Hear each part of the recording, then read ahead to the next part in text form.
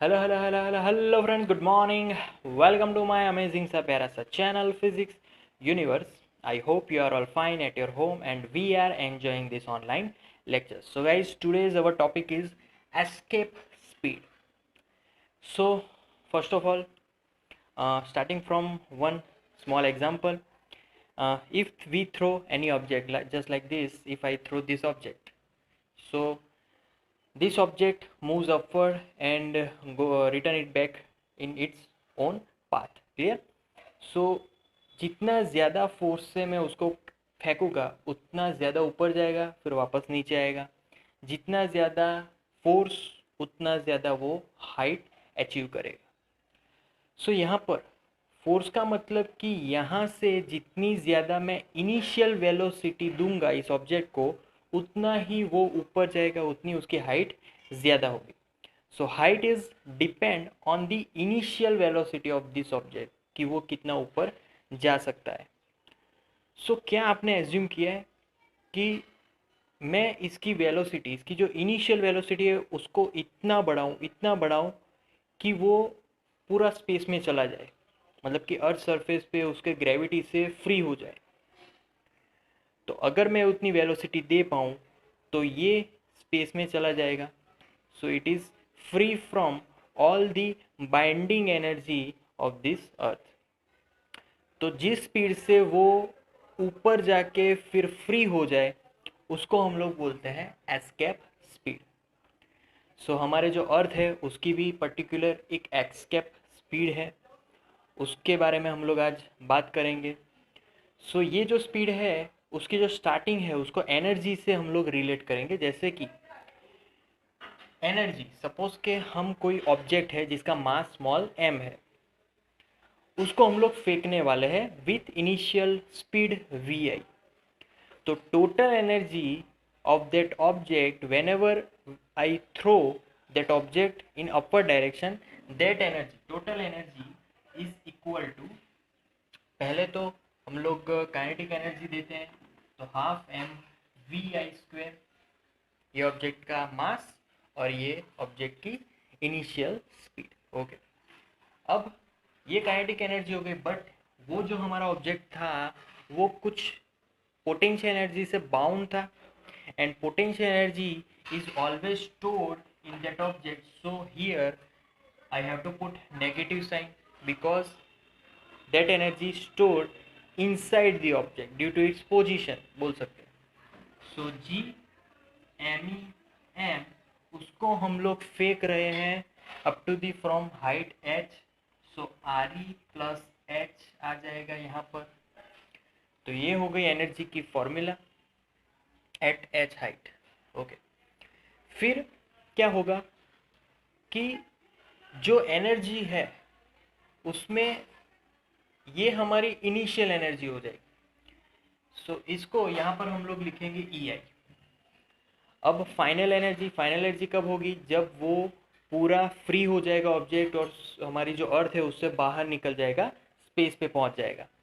So after that अगर मैं final energy लिखूं, सो फाइनल में काइनेटिक एनर्जी, क्योंकि स्पेस के बाहर निकलेगा तब भी कुछ स्पीड होगी, छोटी होगी, कम होगी, बट उसकी कुछ ना कुछ स्पीड होगी. सो आई हैव टू राइट यहाँ पर वी एफ स्क्वायर लिखना है फाइनल वेलोसिटी के अकॉर्डिंग. ओके, अब दूसरी बात कि इनफाइनाइट डिस्टेंस पे अगर स्पेस में चला गया तो फ्री हो गया, that means that distance is at infinite.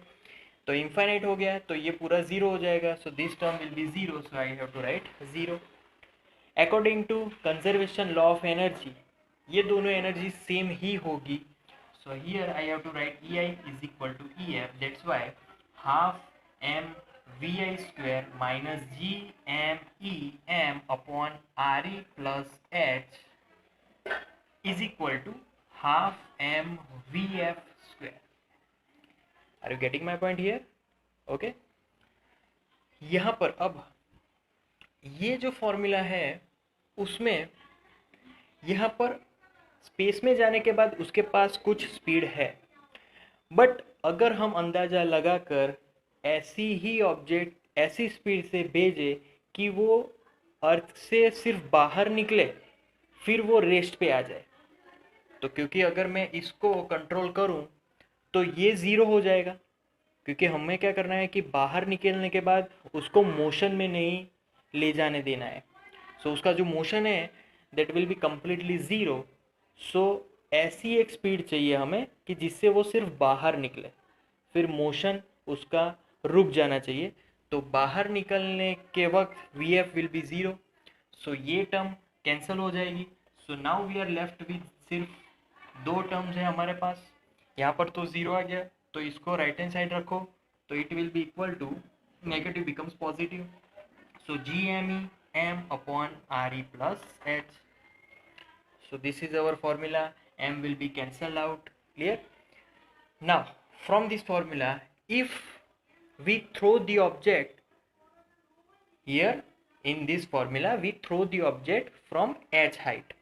But if we throw the object from earth surface, then h will be 0 here, and now we are left with the formula half vi square is equal to gme upon only re. Are you getting my point here? Clear? Okay. After that vi subject banao. So vi square is equal to, now 2 is multiply with gme upon re. So now taking square root, that will be 2gme upon r. So now अब क्या करना है? So ये जो formula है उसको gravity acceleration के form में लिखो। So उसके फॉर्म में अगर फाइंड करना है तो simple, now we have to multiply with re as well as divide with re. So now this term becomes re square, so no need to write here. Yeah? So ये हमारी formula हो गई gravitational acceleration. So now this term is now 2 small g into r.